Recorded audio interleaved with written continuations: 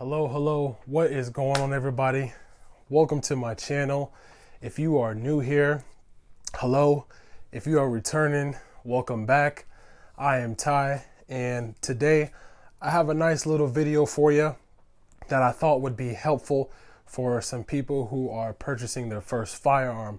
So I want to make this video for you guys. I want to make it quick and simple and easy, nice and short, something that you could follow and really hopefully it aids you in purchasing your first firearm. But before I get into that video, if you haven't already, go ahead, like and subscribe. I got some good content for you guys that I got coming up, and I'm going to keep doing this thing. So if you haven't already, hit that notification bell as well so you guys can get notified when I got some more helpful content for you guys. Here, I've made this list here for you. And I thought I put some, I thought about it, and I think this would be, some of these things. I could have added more things, but I want to really narrow it down as far as purchasing your first firearm, some things that you should consider, and some things that I wish I would have considered more as far as purchasing my first firearm goes. But before I get into that list, make sure you stick around, because at the end, I'm going to go over some recommendations as far as kind of some brands that I recommend and some guns that I recommend. So make sure you stick around to the end, and so that could aid you in maybe if this is your first time purchasing a firearm. One thing I'm going to highly consider when purchasing your first firearm, honestly, is figure out what the role or purpose of that firearm is for. Okay, so a lot of people, I feel like they get real excited, and they're ready to spend some money, and they don't even know what the purpose of their, the tool that they're going to be buying is for. I mean, when you buy a tool, it has a purpose, right? And that's all these things are. That's all these firearms are, is just tools. Okay. And so you have to apply that tool correctly to the right application. So define what your purpose is. Define what your purpose is for the tool. It should be very task specific. Again, like I mentioned, when you buy a hammer, obviously it's going to be task specific. You're not going to be trying to screw something in with the hammer.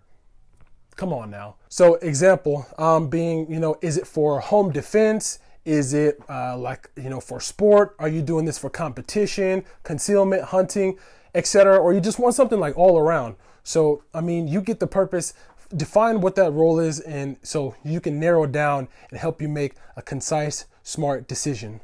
Most people don't start there and just decide that they need to pick up whatever they can grab. By all means, for sure, you can definitely pick up whatever you want.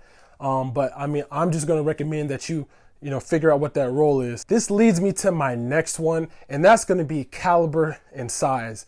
Okay, so I'm not going to get too deep into it because I don't know all the, the ballistics and all that stuff, and how people can just, science all the stuff as far as if you shoot at a certain angle and all that stuff.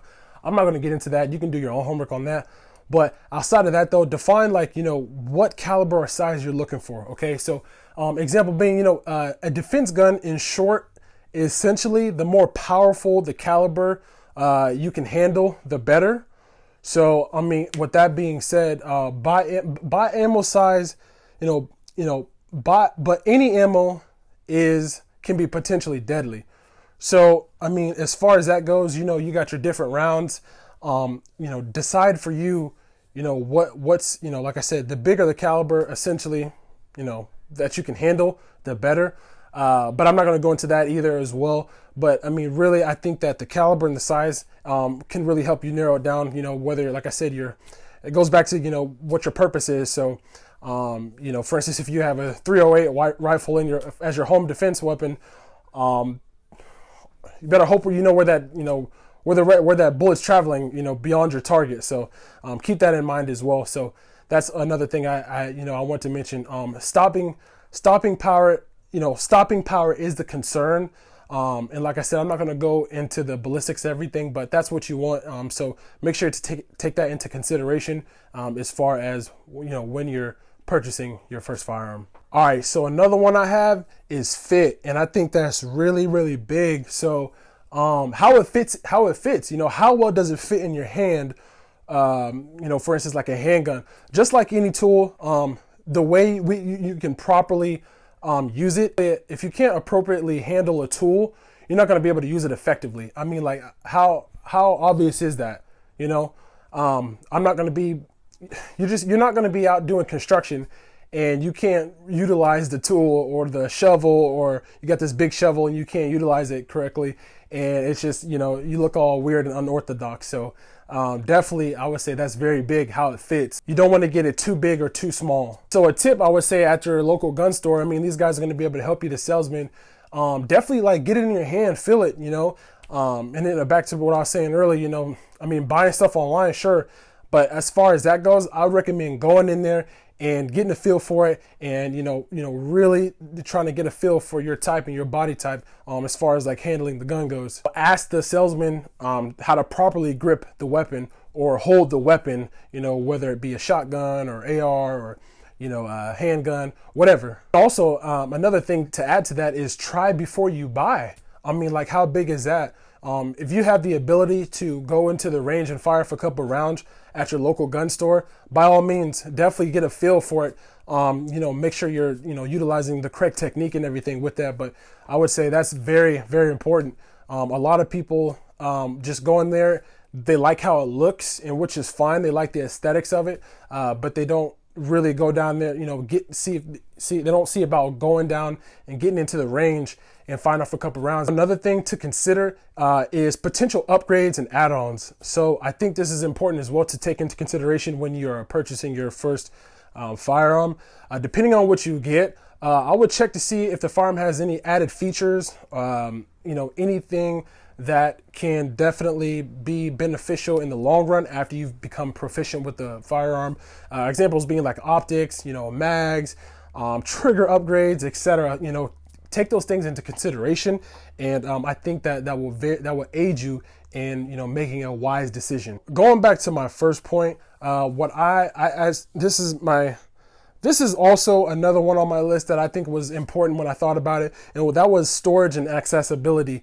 So going back to my first point, if it's home defense, if it's a truck gun, all purpose, etc., make sure you can get to it easily, you know, without it being, you know, in reach of small children. You know, if it's for home defense or something like that, obviously you want to, you know, be able to access it easily in the event there was, you know, a bump in the night and you had to take care of business. You want to be able to access, you know, that protection.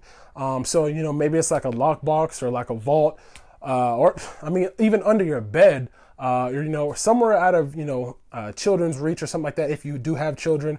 But being able to access it, you know, and having that storage, you know, in case somebody did break in, maybe while you were out or something like that, you know, having that protection, having it in a vault or something like that is going to be essential. So knowing where you're going to store it before you go buy that gun, before you go buy your firearm as well, I think that's something to keep in mind. So that can aid you in your purchase as well, you know, especially if you start to buying more than one, you know, you're going to have to, you know, really think about where you're going to store your guns, you know, because this can become a very, very dangerous rabbit hole once you start really getting into. Take that into consideration as well. This one goes without saying. I mean, really, like, everybody should be on this. And lastly, you know, when you do get your, you know, when you finally do make the purchase, the biggest thing is to really get some professional training, get some training. I mean, you know, you could even get on YouTube and look at some things. Like nowadays, you know, you could really learn some stuff, but I mean, having that professional training and having that person there to critique you on things that you do wrong, bad habits, whatever, because we all probably pick some bad habits up just from, you know, fooling around with the firearm, or just whatever, you know, definitely get some professional, you know, training, get some training. I mean, that's the biggest thing. Be proficient with your, you know, with your firearm.